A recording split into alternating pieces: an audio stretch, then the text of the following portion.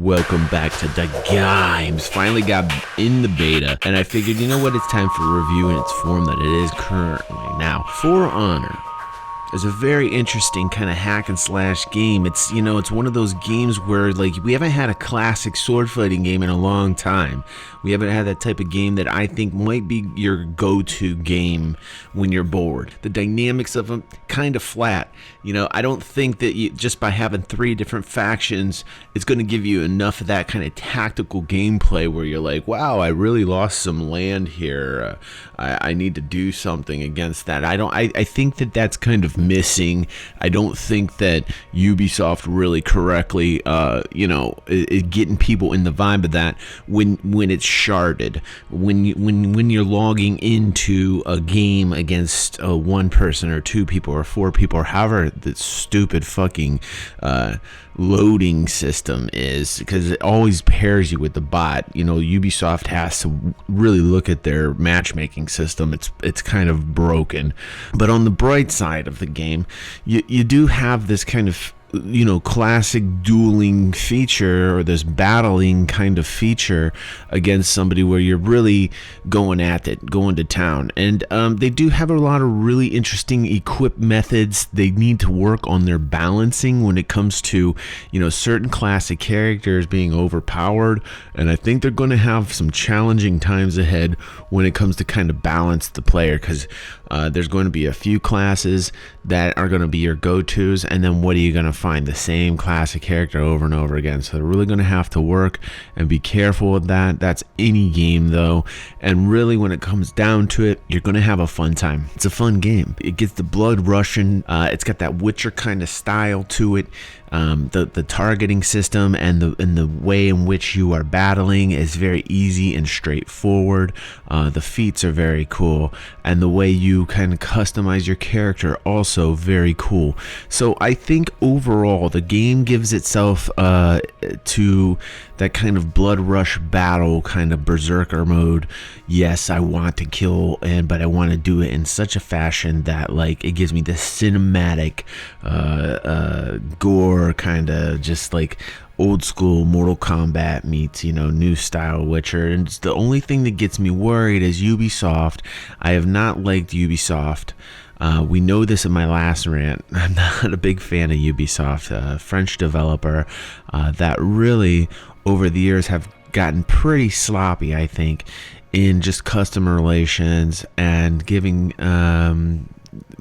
more credence to the gamer over the game itself. So the focus tends to be, you know, deal with what we give you, and they don't really listen to their gamer base, which, you know, I am not a big fan of. So our community for the whole, I've noticed a lot of you guys playing, and I'll be adding this to my collection. Personally, I just feel like down the road it's something you have to be careful about. You know, they left a bad taste in my mouth with Division and many others, and so Ubisoft is kind of like on my shit list. And I think down the road, I'm not quite sure if this is something they're really going to keep up on, but I do like that just classic fighting style of the game. I know it's one of those games, it's kind of going to get old after you play it for a while, because it's going to be repetitive in its kind of style and its nature of play.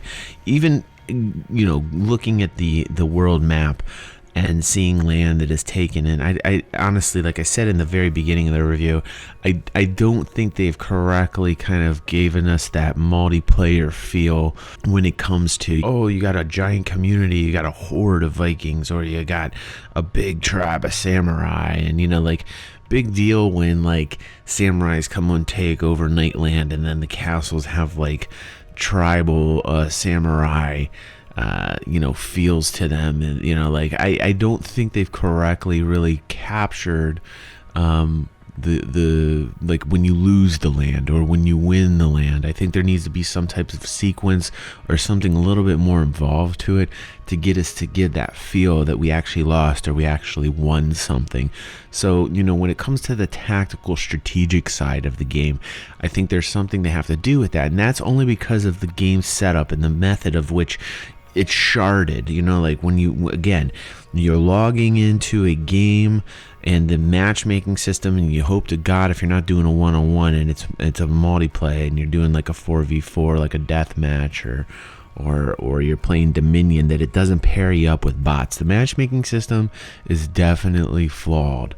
Something that Ubisoft is very renowned for, and we really want you to look at that, Ubisoft. This game is solid in the fact that it will be kind of like your go-to game when you just want like a duel, when you want to go Highlander mode. You know, there can be only one mode. The blocking system's very, very intricate. Really love how they've kind of incorporated this very easy kind of defensive mechanism that makes sword fighting and dueling probably one of the best around. And that's something I don't give high praise for, because you know, like, I'm very stingy with those types of comments. So, you know, kudos to designers on that particular area. But I think this is, you know, again, like I said, it might get a little repetitive over time, and you're like, okay, that's enough, I'm done.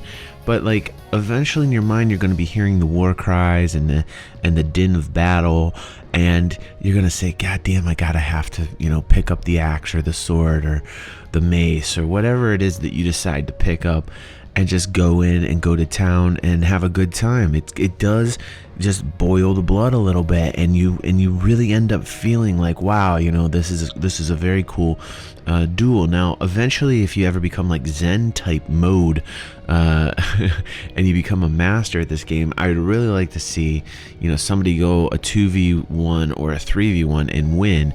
I think personally, it's a little difficult. You can get mobbed very easy in this game, so be careful about that. And but eventually I could see, you know, between the feats that you have and your own skill and prowess as you learn this game, going up at least against 2 people and winning. 3 people, I don't think you're going to, and 4, forget it. The game just won't lend itself to having like any type of like competitive dueling feature. Anything past 2, I think you're going to have a very difficult time. But again, the targeting system and the layout, very easy to use on the gamepad. I highly recommend using the gamepad, actually. I think it makes it a little bit more smoother of an experience. A lot of people might disagree with me and say, no, classic keyboard. But the gamepad tended to give me more freedom in movement and faster reaction times on the defensive and offensive. And so anyhow, I will be playing this in the future, and like I said, I will be adding it to my library. I think it's a little pricey, it's $60, but you know, what are you gonna do? If you want to wait for it to come down, I say wait for it. It's, you know, but you you might just feel the urge to, you know, say screw it, now I'll put down the money now. But overall, I would say this, I give it a positive recommendation for now, and we'll see in the future, you know, what happens. I hope Ubisoft does not drop the ball. And that is my review for Honor. I hope you guys appreciate it, and I will see you guys on the next vid.